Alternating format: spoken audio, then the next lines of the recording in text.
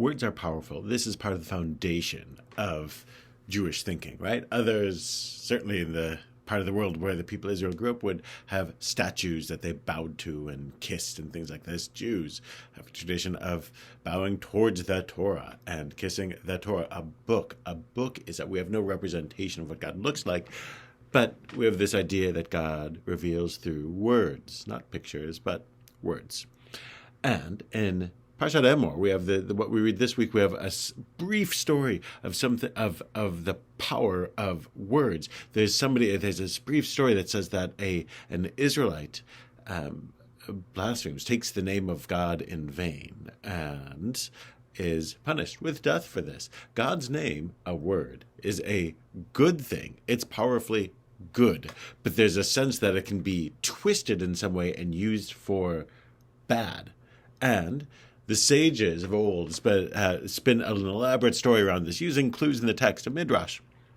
They say that the individual doing this was the son of the Egyptian taskmaster that Moshe struck down in Egypt. If you know the stories of Moses in the Torah, Moses sees an Egyptian slave owner, driver, beating an Israelite to death, and Moshe kills him. And Rashi says, pulling on the sages, the rabbis' midrash, that he kills this guy using God's divine name, meaning the name of God is so powerful, can do this. Moses thought he was doing a good thing, killing an Egyptian, but the kid, as the rabbis understand it, hears the name used and then uses it against. So Moses uses power for what he thinks is good, but in time that releases this power and it gets to be used for bad.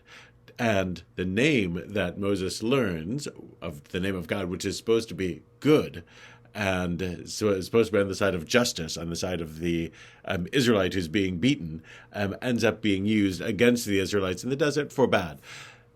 Words, power, can be used for good and twisted without our intention being so, for bad.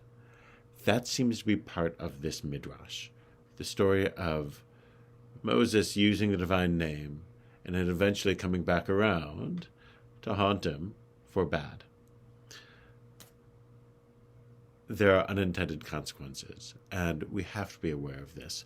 We live in a world where this remains the case, where people use words for good and they get twisted for bad. People twist words for bad, and somehow we have to find a way to pull the good out of them.